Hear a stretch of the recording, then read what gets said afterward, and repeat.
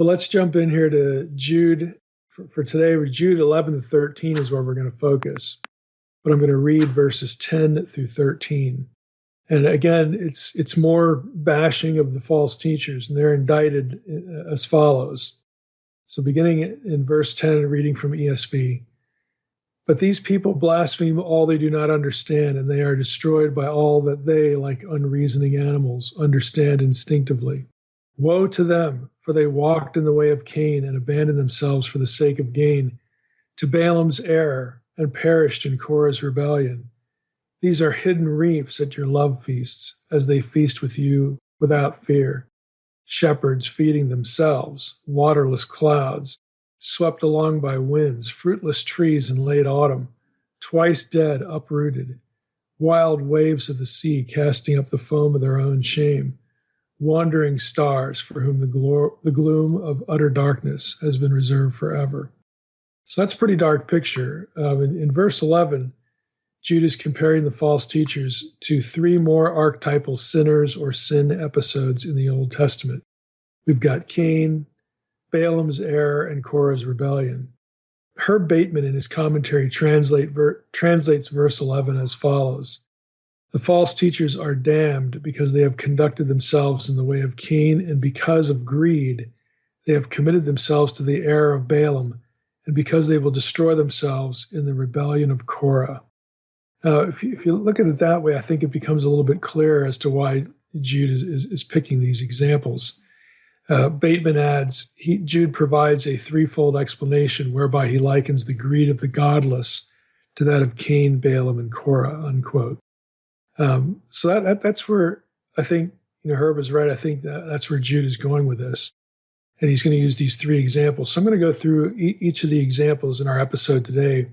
What was it about each of these three examples that sort of was appealing or appropriate to compare the false teachers to? We'll start with Cain. Jude says that the false teachers walked in the way of Cain, which is obviously a reference to the Cain and Abel story of Genesis 4, 1 through 14. And it most likely refers to Cain's hatred. He killed Abel and was judged. We are not told why God didn't accept Cain's sacrifice back in Genesis 4. If you remember the story, he accepts Abel's sacrifice, but not Cain's. But Abel's sacrifice is described as the best of the flock. So perhaps Cain's was not his best, but that can only be inferred. It's never specifically stated back in Genesis 4. At any rate, Cain refuses to heed God's warning to control his temper in Genesis 4, 6 through 7. So he ignores God's warning, and he kills his brother in anger, and God punishes him with exile.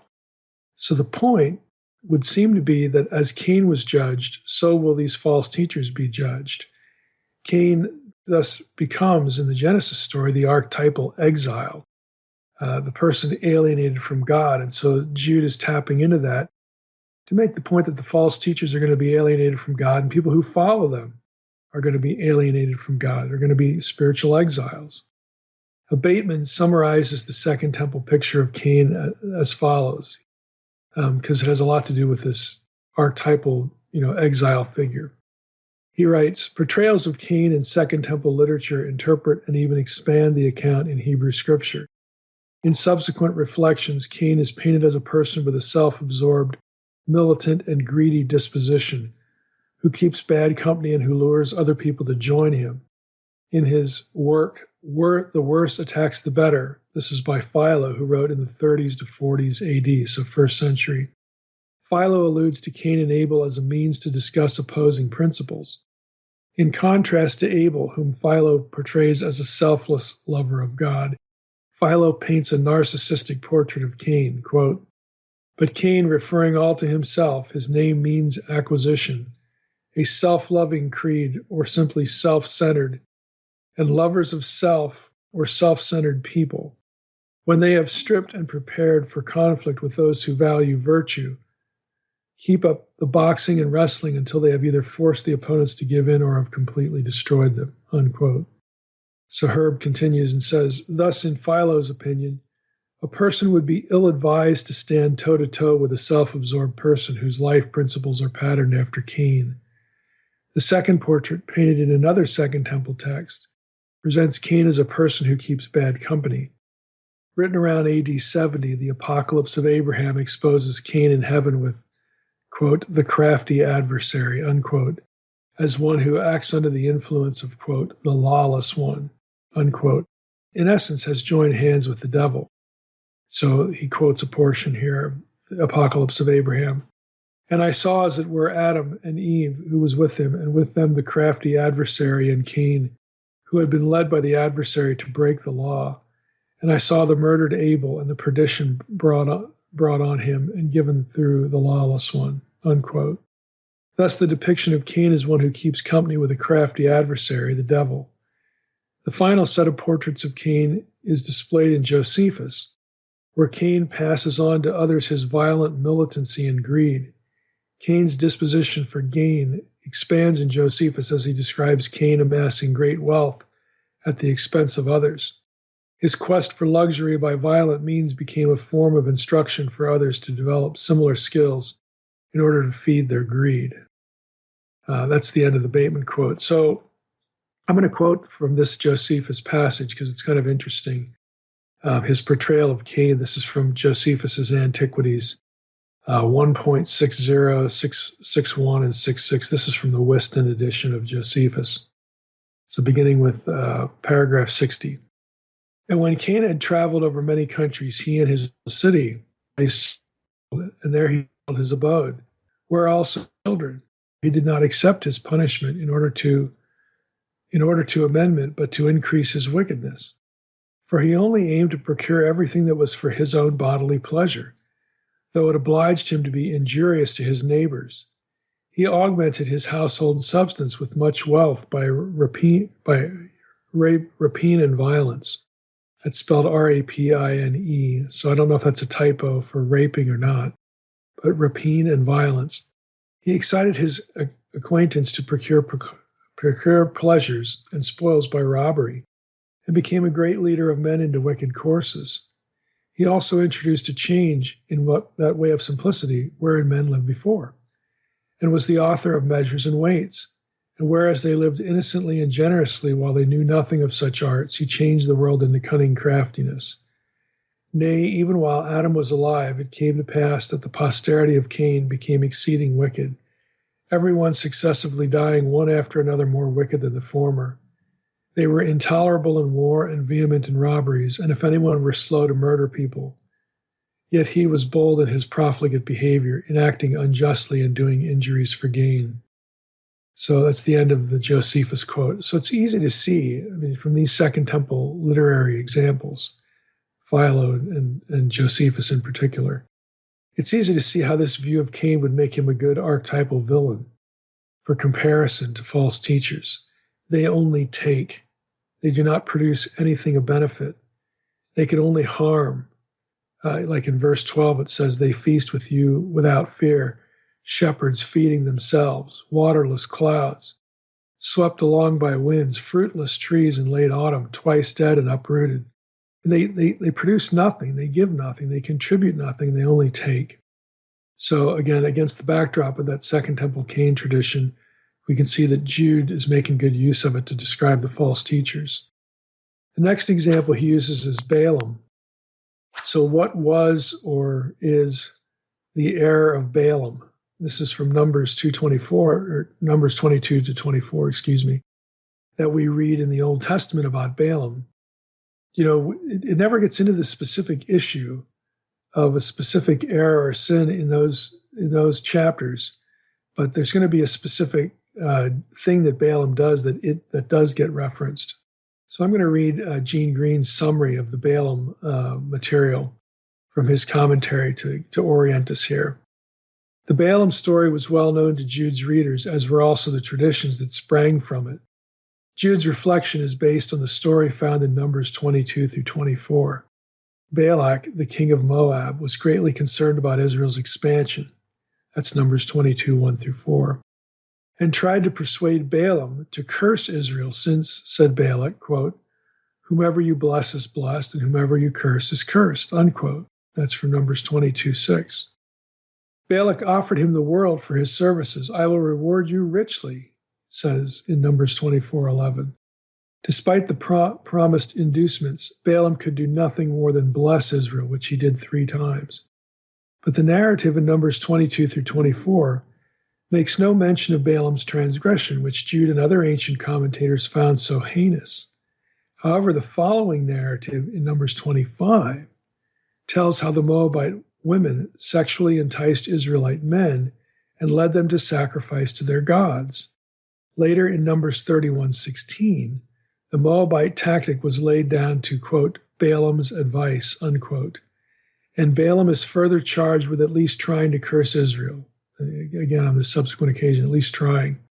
And that's Deuteronomy 23, 3 through 6, Joshua 24, 9 through 10, and Nehemiah 13:2. So Balaam is further charged with at least trying to curse Israel and practicing divination. That comes from Joshua 13:22. Later tradition knew Balaam as one who was a diviner, again, one who practices divination. And that comes from Philo in his commentary on Moses and Josephus, again from the Antiquities, 4.6.2, paragraph 104. But especially Balaam is known as a person driven by greed, who provoked the sin of the Israelites with the Moabite women. Again, he has the references here that Philo comments on this and Josephus comments on it as well. Targum Pseudo-Jonathan comments on it, and also you find it in Pseudo-Philo. So a lot of Second Temple traditions commented on Balaam and this Moabite tactic with the women, seducing the Israelite men into sacrificing to their gods. This seems to be what they're zeroed in on. And to finish Green's section here, let me read one more sentence from him, or 2 more sentences. They were used, again, the Moabite women were used to entice the men to, quote, revere our gods. And that comes from Josephus. As a result, 24,000 of Israel fell in judgment in Numbers 25:9. And because of his machinations, Balaam became known as a false teacher, again, from that point on. And Josephus alludes to that. So if you've ever studied Balaam, though, you know things aren't quite this simple. There is a positive side to the biblical and Second Temple traditions about him as well. I'm going to read something from Milgram's Numbers commentary, specifically his Excursus 58, which is specifically on Balaam. He writes this: if one were to remove the ass episode, Balaam's ass, the donkey, in Numbers 22, verses 22 through 35 from the text, what would remain is a picture of Balaam the saint. Over and over again, whether in response to Balak's emissaries or to Balak himself, Balaam harps on a single theme: his unconditional submission to the will of the Lord. He will not allow himself to be hired out without the Lord's consent. All of Balak's gold and silver will not sway him from pronouncing only that which the Lord has commanded him. And you get that in Numbers 22 through 22:38, 23:12, and 26, and 24, verses 12 through 13. Moreover, it is clear from the beginning that Balaam has no intention of cursing Israel. Quote, I could not do anything big or little contrary to the command of the Lord my God, unquote. That's Numbers 22:18. He, Balaam, proffers no apologies for his failure to curse Israel and does not offer to try again, but explains as follows, quote, I can only repeat faithfully what the Lord puts into my mouth, unquote. That's Numbers 23:12. Consistently and unflinchingly, Balaam proclaims himself the Lord's obedient servant who, like Moses, denies that he has ever done anything of my own accord. Numbers 24:13. Indeed, even when he realizes that God wishes him to bless Israel, Numbers 23:20 and 24:1, he does not proceed to do so until he is suffused with God's Spirit, Numbers 24:2. See also Numbers 24:13. Finally, Balaam is rewarded for his fidelity to God not only by God's promise that, quote, blessed are they who bless you, unquote, Numbers 24:9, but by the boon he bestows upon Balaam by granting him a direct revelation without having to resort to divination, Numbers 24:2. Yet, Milgram writes, the preponderance of the passages on Balaam, biblical and post-biblical, alike are derogatory. The Grund text, the basic text, is the Balaam section itself in the episode of the ass. That's Numbers 22 through 35. Here Balaam does seek to curse Israel without divine permission. Numbers 22:22 and verse 34. Its reflex surfaces first in Deuteronomy with the explicit charge that Balaam set out to curse Israel. So Deuteronomy does say he was intent on cursing Israel. Quote, "The Lord your God turned the curse into a blessing for you, for the Lord your God loves you." Unquote. That's Deuteronomy 23:6.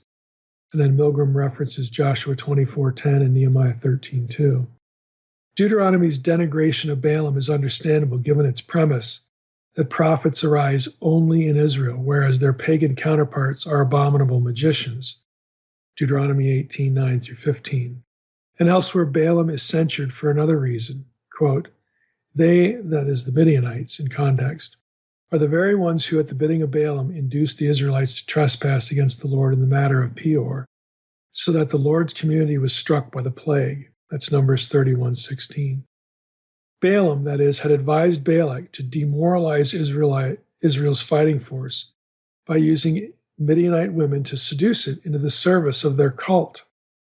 See Numbers 24:14. That this tradition is as old as that of Deuteronomy, if not older, is now demonstrable by the 8th century Deir Allah inscription, which also tells of Balaam advising an establishment of an idolatrous cult. Both pejorative traditions are combined in Joshua 13:22, quote, "Together with the others, the Midianites, that they slew, the Israelites put Balaam the augur, the diviner, to the sword," unquote. That he was an augur, that's spelled A-U-G-U-R, points to his condemnation by the law of Deuteronomy 18:10-13, and that he was slain with the Midianites whom he incited against Israel points to Numbers 31:8 and 31:16. That's the end of Milgram's selection here. So the way of Balaam is most likely about the betrayal of God's people, all amid the guise of being a mouthpiece for God. Now let me read that again. The way of Balaam most likely is about the betrayal of God's people, all amid the guise of being a mouthpiece for God. So that is an apt typology from the Old Testament to portray the false teachers, which is why Jude does it. Again, the false teachers are pretending to be mouthpieces for God, just like Balaam did.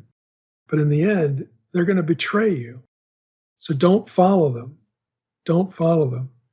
So again, Jude's use of the Balaam episode and Balaam's character is well placed.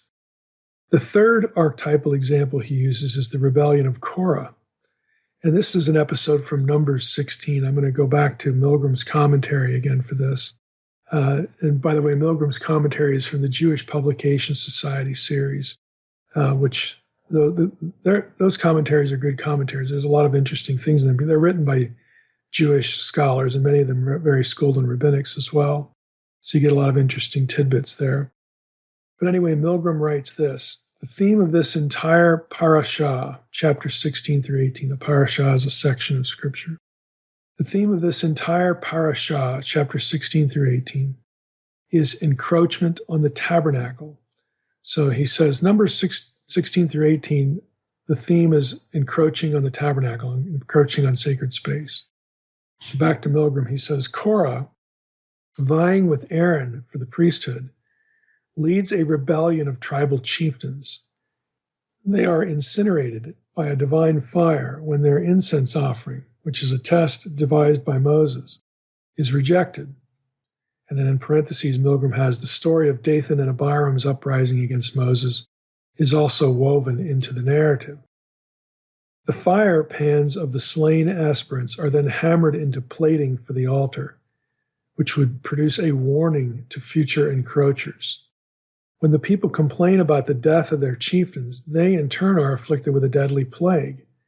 And a new test involving chieftains' staffs again proves Aaron's rights to the priesthood, unquote. So narrowing his discussion then to Numbers 16, 1 through 35, which is the actual account of Korah's rebellion, Milgram writes this: Israel's fortunes have reached a low ebb. Demoralized by the majority report of the scouts and condemned by their God to die in the wilderness, the people are psychologically receptive to demagogic appeals to overthrow their leadership and return to Egypt. 4 separate rebellions are herewith recorded and fused: the Levites against Aaron, Dathan and Abiram against Moses, the tribal chieftains against Aaron, and the entire community against Moses and Aaron. The arch-conspirator, however, is the Levite Korah, who instigates or is associated with all four rebellious groups. The punishment is swift and dreadful. Dathan and Abiram are swallowed by the earth. The encroaching chieftains are incinerated by a divine fire. That is, the fate of the rebellious Levites is not recorded. It's just Dathan and Abiram and what happens to the Korahites. The community, however, is saved from the destruction by the intercession of Moses and Aaron. Now, Green, in his commentary on Jude, takes this material from Numbers 16 and, again, weaves it into his discussion of Jude as to why Jude would reference this. I think it's probably already apparent. He writes, Jude once again expects that his readers know the Old Testament narrative and understand the lessons drawn from that passage of Scripture. Numbers 16 recounts the way Korah, along with 250 others, confronted Moses, opposing his authority and claiming that, quote, all the congregation are holy, every one of them, and the Lord is among them, unquote. That's Numbers 16, 2-4. A test is set up to bring out the truth of the matter. The Lord will make known who is his and who is holy, Numbers 16:5. When Korah and his followers opened up its mouth, them up, along with households, everyone to Korah all their goods. So they, with all that belonged to them, went down alive into Sheol. The earth closed over them, and they perished from the midst of the assembly. That's Numbers 16, 32-33. The sin of Korah and the dramatic judgment that befell him and his followers are recalled again in Numbers 26, 9-11, and 27:3, and elsewhere, Psalm 106, 16-18, and in the Second Temple, the Septuagint book Sirach 45:18. As other scholars rightly note, in Jewish reflection, Korah, quote, became the classic example of the antinomian heretic. Korah was also remembered as having caused strife and division within Israel against Moses and Aaron before the Lord. And he quotes from Targum Neophiti on Numbers 16, 1-3 there, and Targum Pseudo-Jonathan on Numbers 26:9. First Clement 51, 1-4 recalls the story in a reflection on sedition and disagreement, quote unquote. On these two counts, Jude could single out Korah as the antitype of the heretics the church faced. They too had distorted the message of the gospel, Jude 4, and were opposed to any kind of divinely instituted authority, Jude 8. The fact that Korah and his followers had been swallowed up by the earth alive became the source of considerable comment on this story as this judgment became archetypal, again quoting Numbers 26:10 and Sirach 45:18-19, and then another passage from Pseudo-Philo 57:2. The source of, his point is that the story became the source of considerable comment in these sources. And he continues, so much so that one need only claim the judgment to evoke the whole story, which is how Josephus handles it. Josephus just mentions the judgment, assuming that the people will remember the story, assuming his readers will remember that. These went straight down to Sheol. This judgment anticipated that of the last days, according to Pseudo-Philo, as it apparently does in Jude's reading as well. Previously, Jude referred to the destruction of the Exodus generation in verse 5, and there, as here, Jude likely understands this temporal judgment as a type of the eternal ruin, Matthew 10:28, Matthew 21:41, and a few other verses. There's Mark 1:24, Luke 4:34, and Romans 14:15. So there's this eternal ruin that the heretics will face because of their sin. And again, that's the end of the Green selection. So again, it's easy to see Jude's thinking here. The false teachers are exemplars of sinful behavior. They are self-focused betrayers of God's people and examples of impermanence. That is, their words will have no lasting import or impact, and they are destined for judgment. They are, in the words of Jude 12 and 13, hidden reefs. If you're reading ESV, there's a footnote there that you could also translate that term blemishes. So there would be hidden reefs or blemishes at your love feasts, as they feast with you without fear, shepherds feeding themselves. I mean, look at the description here. They're blemishes, or hidden reefs, again, which cause ships' destruction. They feed themselves, they assemble at the Lord's table. Remember the love feast tradition at the Lord's table, the Lord's Supper. They do this fearlessly, but they actually are just feeding themselves. They're waterless clouds, which means they produce nothing. They're swept along by winds. They are impermanent, and nothing they say will last.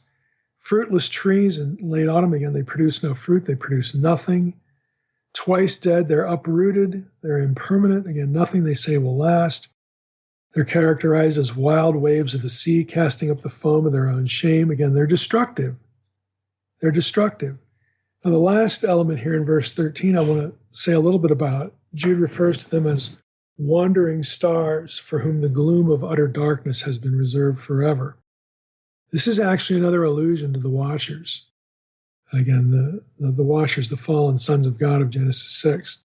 And I'm going to quote Balaam here again so that you know that it isn't just Mike making this up. Balaam writes, "It is widely agreed that Jude has borrowed this image in the wandering stars from 1 Enoch.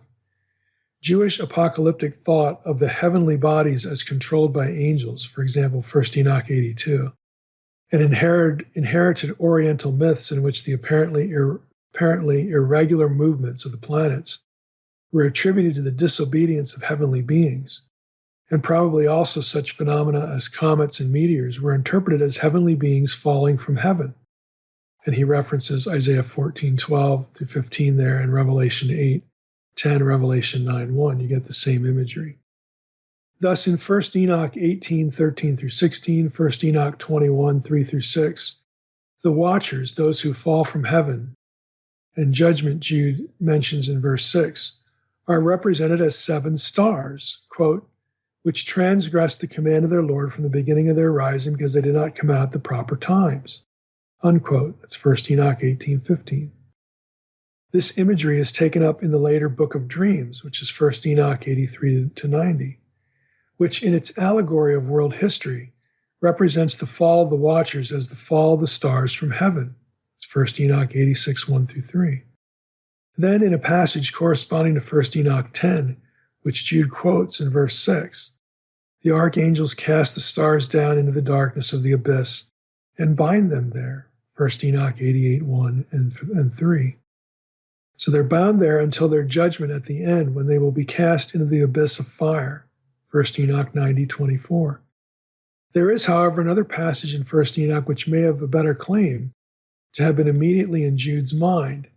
The passage already mentioned, 1 Enoch 80, which describes the lawless nature of the last days. Quote, "And many heads of the stars in command will go astray, and these will change their courses and their activities, and will not appear at the times that have been prescribed for them."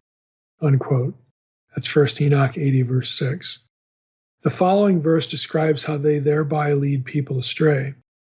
These wandering stars Jude takes as an image of the false teachers who stray from the path of obedience to God in order to deliberately entice others into sin. That's the end of the Balaam quote. So as we wrap up here, what Jude's doing is kind of obvious. He cites Cain, and you can tell that Jude is deeply imbibing into the Second Temple tradition about Cain, because Cain, again, was known for not only his hatred, but also his greed and his persistence in being wicked. So again, that's useful fodder for portraying the false teachers. You've got Balaam, Balaam who enticed Balak, or he instructed Balak as how to entice the Israelites. And so ultimately he betrays Israel, and he betrays Yahweh in doing this, and he's punished in the biblical material for it. In the book of Joshua, again, Balaam is among those who are put to the sword with the Moabites. And then lastly here, Korah, again, just persistence in rebellion. You got to go back to the verse in Jude, which talks about them resisting authority, just abusing this and rejecting the divine authority that had been placed over them. This is a consistent theme of the false teachers, their greed and the way they reject authority. And again, Jude even loops another reference to the Watchers here about how false teachers go astray. They're just like the Watchers. And again, the Watchers were these archetypal villains that people in Jude's day in the Second Temple period knew about. They knew the Watcher story very deeply. And all you had to do was mention the wandering stars, and people instantly knew what he was talking about. He's talking about the rebellion of the Watchers. So the false teachers are portrayed as greedy and rebellious. They reject authority. And ultimately, they're going to produce nothing. They'll betray you. And you're going to be with them. You're going to be exiles from God. You're going to be separate from God. You're going to be punished like they were. So this is what Jude is trying to get his audience to see by using these Old Testament, again, archetypes, using them to illustrate why they should not be following false teaching. It can't end well. It never does. It never did. So with that, we're going to wrap up this episode of Jude. And next time, we're going to talk about Jude 14 through 16, which is the place in Jude where he explicitly cites 1 Enoch 1:9. Now, Jude has already dipped into Enoch considerably here with the way he references the Watchers and the whole rebellion of Genesis 6 and whatnot. But in the next episode, we're going to talk about the specific quotation of 1 Enoch 1:9 in Jude 14 through 16. All right, Mike. Jude still never fails to amaze me how much. There's a lot in there. It's packed. I mean, this little letter is packed. What's interesting is how he assumes that you know what he's talking about. He assumes a lot of his readers that they're familiar with this literature, and we're giving the benefit of the doubt that they must have been, because he just drops these breadcrumbs all over the place. He assumes people know that he assumes they know their Bible, and he also assumes that they know essentially what commentators have been saying about these things within the Jewish body of tradition. Yeah, thinking about writers, I mean, don't all writers basically assume that their readers understand or have some basic level of understanding what they're writing about? I mean, does that make sense? That you more or less have to. Yeah, or otherwise you're just writing gibberish that nobody can understand. So you almost or you end up repeating everything. Yeah.